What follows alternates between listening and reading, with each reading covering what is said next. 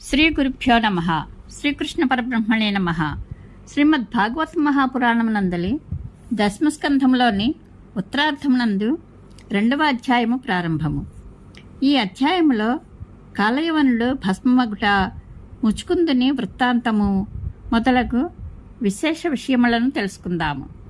శ్రీశుకుడు పలికెను, పరీక్షణ్ మహారాజా, మథురాపురము నుండి బయటికి వచ్చుచున్న శ్రీకృష్ణుడు తూర్పు దిశయందు ఉదయించుచున్న చంద్రుని వలె శోభిల్లుచుండెను.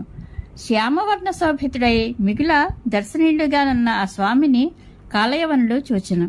ఆ స్వామి ధరించిన పట్టుపీతాంబరముల శోభలు అపూర్వములు. ఆ మహాత్ముని విశాలమైన వక్షస్థలమునందు శ్రీవత్స చిహ్నము విరాజిల్లుచుండెను. ఆయన కంఠమున అలంకృతమైన కౌస్తుభమణి కాంతులీనిచుండెను. ఆ స్వామి యొక్క 4 భుజములను సమున్నతములు, దీర్ఘములు, నేత్రములు అప్పుడే వికసించిన కమలముల వల్లే మనోహరములు, కపోలములు అత్యంత మనోజ్ఞములు, వాటిపై ప్రతిఫలించుచున్న కర్ణకుండలముల నిగనిగలు వైభవపేతములు, సర్వదా చిరునవ్వులను చిందించుచున్న ఆ ప్రభువు యొక్క ముఖారవిందము చూడముచ్చట గొలుపుచుండెను. అట్టి ప్రభువును చూచి కాలయవనుడు ఇట్లు అనుకొనెను, ఈ వచ్చుచున్న మహాపురుషుడు శ్రీవత్సలాంఛనుడు, చతుర్భుజుడు, అరవిందాక్షుడు, వనమాలా శోభితుడు, అతి సుందరుడు. నారదుడు తెలిపిన శుభలక్షణములన్నీను ఈ మహాత్మునిలో గోచరించుచున్నవి కనుక ఇతడే వాసుదేవుడు కావచ్చును. అస్త్రశస్త్రములు లేకుండా కాలినడకన వచ్చుచున్న ఈయనతో నేనును నిరాయుధుడనై పోరాడదను అని అతడు నిశ్చయించుకొనెను. అనంతరము యోగులకును దుర్లభుడైన ఆ పురుషోత్తముడు పరాంగుఖుడై పరిగెత్తుచుండగా ఆయనను పట్టుకొనదలచి కాలయవనుడు ఆ స్వామి వెంట పరిగెత్తెను. శ్రీకృష్ణుడు తన లీలలను ప్రదర్శించుచు ఎప్పటికప్పుడు కాలయవనుని చేతికి అందినట్లే కనబడుచు అతనిని సుదూరమున గల ఒక పర్వత గుహలోనికి తీసుకుని వెళ్ళాను. అప్పుడు కాలయవనుడు, ఓయి యదువంశంను జన్మించిన నీకు ఇట్లు పలాయనము చిత్తగించుట ఏమాత్రమూ తగదు అని ఆక్షేపించుచు ఆయనను అనుసరించెను. అయినను ఆ ప్రభువు అతనికి చిక్కలేదు. ఏలయనా అతని పాపము ఇంకనూ పండలేదు కదా. ఇట్లు కాలయవనుడు ఆక్షేపించుచున్నను అతని మాటలను సరుగుకొనక కృష్ణ భగవానుడు అతనికి అందకుండా పర్వత గుహలో ప్రవేశించెను. ఆ స్వామిని వెంటాడుచున్న కాలయవనుడు ఆ గుహలో ప్రవేశించెను. అచట అతనికి నిద్రించుచున్న మరి యొక్క పురుషుడు కనబడెను. అప్పుడు కాలయవనుడు, నన్ను ఇంత దూరము తీసుకుని వచ్చియో ఇతడు ఏమీయూ ఎరుగని వాని వలె నిద్రను నటించుచున్నాడు అని అనుకొనెను. వెంటనే ఆ మూర్ఖుడు ఆ నిద్రించు వ్యక్తిని శ్రీకృష్ణునిగా భావించి అతనిని కాలితో బలముగా తన్నెను. చాలా కాలము నుండి నిద్రించుచున్న ముచ్చుకుందుడు అనబడే ఆ పురుషుడు నిద్ర నుండి లేచి తిన్నగా కనులు తెరచెను. అతడు అటునిటు పార్శ్వ ప్రదేశముల యందు చూడగా ప్రక్కనే నిలిచి ఉన్న కాలయవనుడు కనబడెను. పరీక్షణ్ మహారాజా, కాళితన్నుకు క్రుద్ధుడైన ఆ ముచుకుందుని దృష్టి పడినంతనే కాలయవనుని దేహము నుండి అగ్ని ప్రజ్వరిల్లగా ఆ జ్వాలలకు అతడు వెంటనే మాడి మసైపోయెను. పరీక్షణ్ మహారాజు నుడివెను, మహాత్మా, యవనుని భస్మమునర్చిన ఆ మహాపురుషుడు ఎవరు? ఏ వంశము వాడు? ఎవరి కుమారుడు? అతని శక్తి సామర్థ్యములు ఎట్టివి? అతడు గుహలో నిద్రించుచుండుటకు కారణమేమి? అప్పుడు శ్రీశుకుడు ఇట్లనెను, ఆ మహాపురుషుడు ఇక్ష్వాకు వంశమున జన్మించినవాడు, మాంధాత మహారాజు యొక్క కుమారుడు. ఆయన పేరు ముచుకుందుడు. బ్రాహ్మణ భక్తి కలవాడు, ధర్మయుద్ధంలో ఆరితేరినవాడు. పూర్వము ఇంద్రాది దేవతలు అసురులకు భయపడి అసురుల నుండి మమ్ము రక్షింపుము అని ముచుకుందుని వేడుకొనిరి. వారి ప్రార్థనను మన్నించి అతడు వారిని రక్షించెను. చాలా కాలమునకు పిమ్మట కుమారస్వామి దేవతలకు సేనాపతి అయ్యెను. అప్పుడు వారు ముచుకుందునితో ఇట్లనిరి, రాజా, మమ్ములను రక్షించుటకై నీవు పెక్కు శ్రమలకు ఓర్చితివి. ఇక నీవు ఆ బాధ్యత నుండి విశ్రాంతి తీసుకొనుము. మహావీర, మానవలోకమున నీ పాలనలోనున్న రాజ్యమును ఎట్టి శత్రుబాధ లేకుండా సురక్షితమనర్చితివి. మమ్ము రక్షించుటకై నీ కోరికలను అన్నిటినీ పరిత్యజించి ఆ రాజ్యమును వీడి వచ్చేతివి. అప్పటి నీ కుమారులు, పట్టపురాణులు, బంధుమిత్రులు, అమాత్యులు, మంత్రులు, ప్రజలు, సమకాలీనులైన తదితరులెవ్వరూ ఇప్పుడు లేరు. వారు అందరూ కాలగర్భములో కలిసిపోయిరి. లోకములో బలిష్ఠులైన వారందరికంటేనూ కాలము మిగిల బలీయమైనది. అచ్యుతుడైన భగవంతుడు కాలస్వరూపుడు, పశుపాలకుడు. పశువులను వలె ఆ పరమేశ్వరుడు సకల ప్రాణులను తన వశంలో నుంచుకొని లీలలను జరుపుచుండును. మహాత్మా, నీకు మేలగుగాక. మోక్షమును తప్ప ఇంకా ఏ వరమునైనను కోరుకొనుము. షడ్గుణైశ్వర్య సంపన్నుడైన శ్రీ మహావిష్ణువు మాత్రమే ముక్తిని ప్రసాదించుటకు సమర్థుడు. దేవతలు ఇట్లు పలికిన పిదప మహాయశస్వి అయిన ముచుకుందుడు వారికి నమస్కరించెను. మిక్కిలి అలసియుండుట వలన అతడు నిద్రను వరముగా కోరుకొనెను. దేవతల నుండి వరమును పొందిన పిమ్మట అతడు వారు సూచించిన ఒక ప్రశాంతమైన గుహలో ప్రవేశించి అందు నిద్రించెను. దేవతలు వరమిచ్చు సమయమున ఆయనతో ఇట్లు నుడివిరి: గాఢ నిద్రలో మునిగి ఉన్న నిన్ను మేల్కొల్పినవాడు నీ దృష్టి పడిన మరుక్షణమే భస్మమైపోవును. ముచుకుందుని దృష్టిపాతముతో యవనుడు భస్మమైనంతనే యదువంశ శిరోమణియకు శ్రీకృష్ణ భగవానుడు నిష్ఠాగరిష్ఠుడైన ఆ మహాత్ములకు ప్రత్యక్షమయ్యను. అప్పుడు ఆ పట్టుపీతాంబరధారి వర్షాకాలమునందలి మేఘము వలె శ్యామవర్ణముతో శోభిల్లుచుండెను. వక్షస్థలమునందలి శ్రీవత్స చిహ్నముతో, కంఠమునందలి కౌస్తుభమణితో తేజరిల్లుచుండెను. చతుర్భుజములతో దర్శనమిచ్చిన ఆ స్వామి వైజయంతిమాలతో అలరార్చుండెను. మెరైచున్న మకరకుండలములతో ఒప్పుచున్న ఆ ప్రభువు యొక్క ప్రసన్న వదనము మనోహరముగా ఉండెను. ముచ్చట గొలుపుచున్న ఆ పురుషోత్తముని యొక్క దరహాసము, ప్రేమానురాగములతో నిండిన వీక్షణములు మానవాళికి దర్శనీయముగా ఉండెను. తరుణ వయస్కుడైన ఆ సుందరుని గమనము మదించిన సింహపు నడక వలె గంభీరముగా నుండెను. అంతటా ఆ మహారాజు ఆ జ్యోతిర్మయ స్వరూపుని చూచి చకితుడయ్యెను. దివ్య తేజస్సు ముందు అప్రతిభుడై శంకించుచో అతడు ఎట్టకేలకు తెప్పరిల్లి సంతోషపూర్వకముగా ఆ పరమపురుషునితో ఇట్లనెను: పూజ్యుడా, నీవు ఎవరు? ముండ్లతో నిండిన ఈ మహారణ్యమునందు పద్మదళముల వలె శుతిమెత్తని నీ పాదములతో ఎట్లు సంచరించుచుంటివి?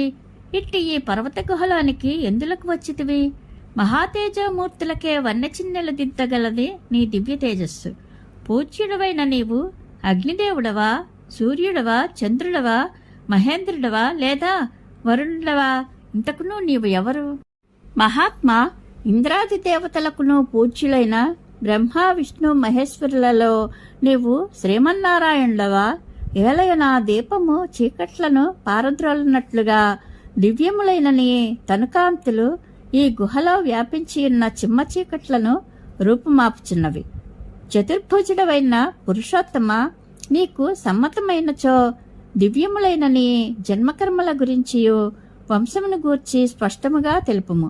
నేను వినవలనను కుతూహలంతో ఉన్నాను.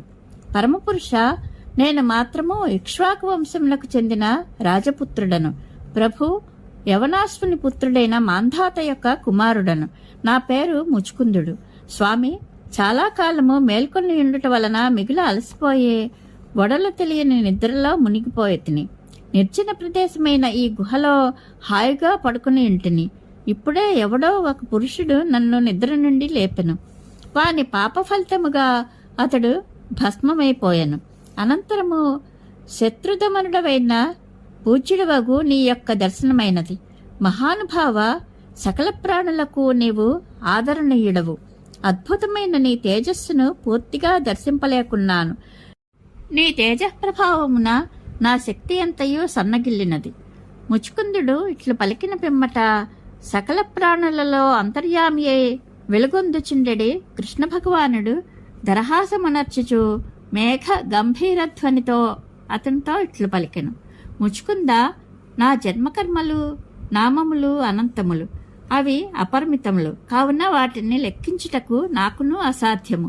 రాజా, ఎవ్వడైనను కొన్ని జన్మల పిమ్మటనైనను భూమి యొక్క ధూళికణములను లెక్కింపగలడేమో గాని నా అవతారములను, గుణములను, లీలలను, నామములను మాత్రము లెక్కపెట్టజాలడు సుమా.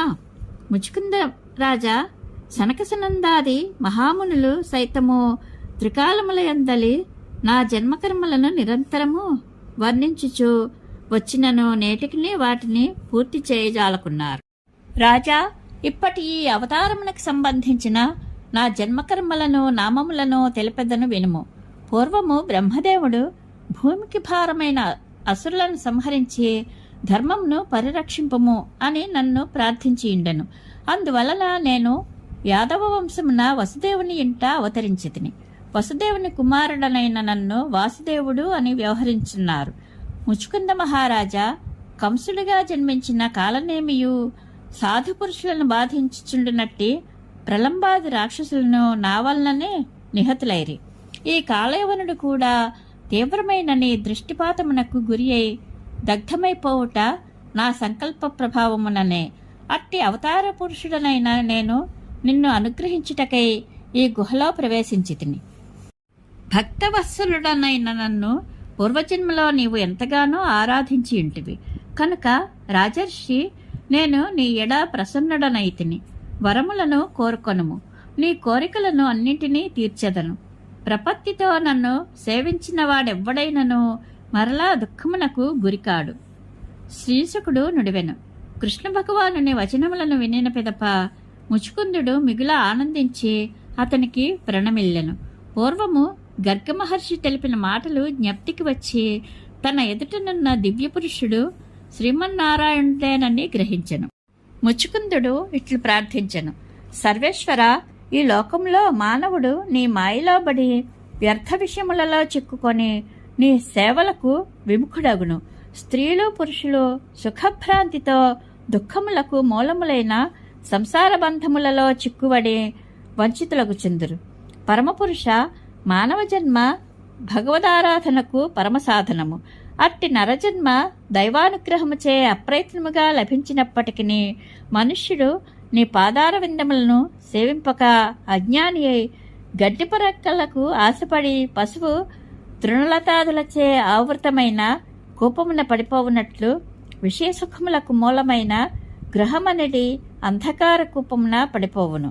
సచ్చిదానందరూప మహారాజును అను మదముతో గొప్ప సంపన్నుడనని గర్వముతో విర్రవీగుచు నేను అనిత్యమైన ఈ శరీరమే ఆత్మయను బుద్ధితో కాలము గడిపితిని.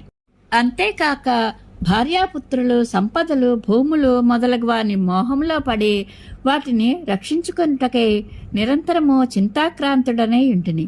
ఈ విధముగా నీ స్మరణయే లేక నా అమూల్య జీవితమును వ్యర్థమునర్చుకొంటిని. దేవా, ఘటకొట్య సన్నిభమైన ఈ దేహము నేనే అనడి భ్రమతో నేను మహారాజును అని గర్వముతో అంధుడనై ఉంటిని.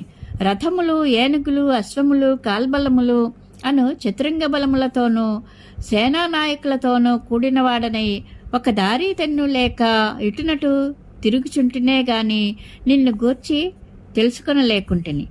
భగవత్ప్రాప్తియే తన ముఖ్య కర్తవ్యమని తెలుసుకొనలేక మానవుడు యుక్తాయుక్త విచక్షణను మరిచి నిరర్థకములైన కోరికలు, భోగములు మున్నగు విషయ సుఖములలో పడి కొట్టుమిట్టాడుచుండును.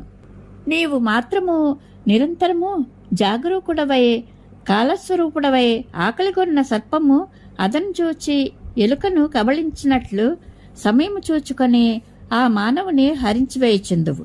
దేవదేవ, ఈ దేహమే బంగారు ఆభరణములతో అలంకృతమై రథములపై మదపుటేనుగులపై విహరించుచున్నప్పుడు మహారాజుగా వ్యవహరింపబడును. అనివార్యమగు మృత్యుపాలైన పిమ్మట ఆ దేహమే కళేబరముగా పిలువబడును. అప్పుడు అది దుర్గంధభూయిష్టమై క్రిమికీటకాదులకు ఆహారముగానో లేక అగ్నికి ఆహుతి అయి భస్మముగానో మారును. ప్రభు, పరాక్రమశాలి అయిన మానవుడు దిగంతముల వరకునో గల భూమండలమునందలి శత్రువులను జయించే సార్వభౌమాధికారమును పొంది మహారాజు సింహాసనమును అధిష్ఠించును. అంతవరకును అతనితో సమానులైన రాజులు కూడా అతనికి విధేయులై ప్రణమిల్లుచుందురు. అయినను అట్టి మహాసూరుడు కూడా విషయసుఖలోలుడైనప్పుడు స్త్రీలకు క్రీడామృగమగును. దేవా, మానవుడు విషయభోగములను త్యజించి రాజ్యాధికారమును పొందవలనను కోరికతో దానధర్మాది పుణ్యకార్యములను ఆచరించును. అంతటితో ఆగక ఇంద్రపదవిని కాంక్షించుచు నిష్ఠతో తపశ్చర్యకు పూనుకొనును. ఈ విధముగా అతని పదవీకాంక్ష దినదిన ప్రవర్ధమానమగుచుండును. అందువలన మితిమీరిన తృష్ణ గలవాడు ఇహపర సుఖములు ఎవ్వియూ పొందలేడు. ఓ అచ్యుత, సంసారమునందు చిక్కుకొని పరిభ్రమించేవారికి ఈ సాంసారిక బంధముల నుండి విడిపోవ సమయము వచ్చినప్పుడు సత్సాంగత్యము లభించును. సత్సంగ ప్రభావమున వానికి నీ యందు భక్తి శ్రద్ధలు ఏర్పడును. నిన్ను భజించుట వలన ముక్తి ప్రాప్తించును. పరమేశ్వర, సత్పురుషులైన రాజులు వివేకము గలవారై నీ యందు ధ్యానభక్తి కుదురుకున్నటకై వనమున తపస్సు ఆచరించుటకు రాజ్యాది బంధనములు తొలగవలెనని ప్రార్థింతురు. కానీ నాకు ఆ రాజ్యాది బంధనములు అప్రయత్నముగానే తొలగిపోయినవి. అది నీ అనుగ్రహ ప్రభావముననే అని తలంతును.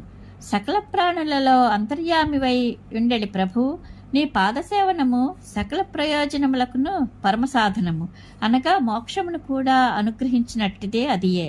అందువలన నీ పాదసేవనమును తప్ప మరి ఒక దేనిని నేను కోరను. శ్రీహరి ముక్తిప్రదుడవైన నిన్ను ఆరాధించి ప్రసన్నునిగా చేసుకొనిన పిమ్మట వివేకి అయిన వాడు ఆత్మబంధమునకు మూలమైన విషయసుఖములను కోరుకొనుడు కదా. అట్లు కాంక్షించో నిజముగా అతడు మూర్ఖుడే.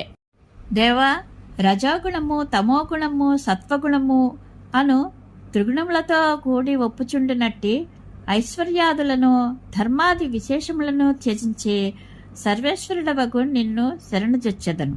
నీవు విజ్ఞాన స్వరూపుడవు, నిరంజనుడవు, త్రిగుణములకు అతీతుడవు, ఏకైక పరబ్రహ్మవు.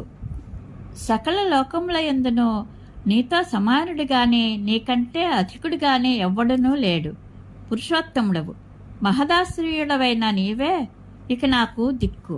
చిరకాలము నుండి నేననర్చిన కర్మఫలములను అనుభవించుచుండుటచే మిగుల వ్యథ చెంది ఉంటిని. ఇంకను వాటి వాసనలు నన్ను వేడకుండుటచే ఎంతయూ పరితపించుచుంటిని. ఆ తృష్ణ నుండి బయట పడలేకుంటిని. కామక్రోధ లోభ మోహ మదమాశ్రయములనుడి అంతఃశత్రువులను అదుపు చేయలేకుంటిని. అందువలన నాకు ఏమాత్రము శాంతి లేకున్నది. అనన్యశరణ్య, నీ సంకల్ప విశేషము చేత నీ పాదార్జములను ఆశ్రయించితిని.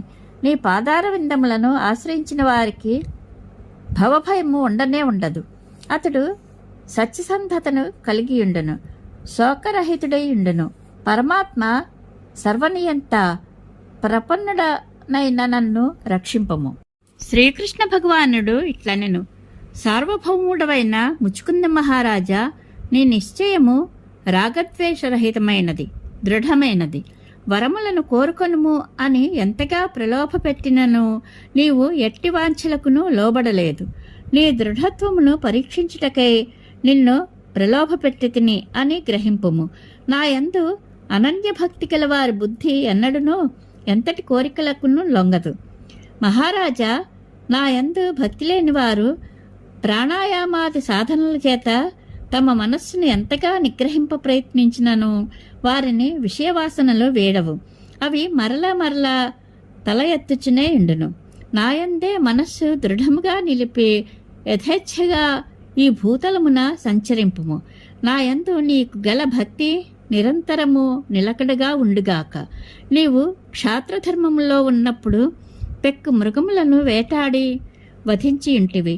ఇప్పుడు ఏకాగ్ర చిత్తముతో నన్నే ధ్యానించుచు ఆ పాపములను ప్రక్షాళితము ఒనర్చుకొనుము. ముచుకుంద మహారాజా, రాబోవు జన్మలో నీవు బ్రాహ్మణోత్తముడవై పుట్టుదవు. సకల ప్రాణులకును మిగుల హితుడవై మసలుకొనుచు సచ్చిదానంద స్వరూపుడనైన నన్నే పొందెదవు. ఇది శ్రీమద్భాగవత్ మహాపురాణం నందలి దశమస్కంధంలోని ఉత్తరార్థం నందు 2వ అధ్యాయము సంపూర్ణము. శ్రీకృష్ణానుగ్రహ ప్రాప్తిరస్తు. శుభం భూయాత్.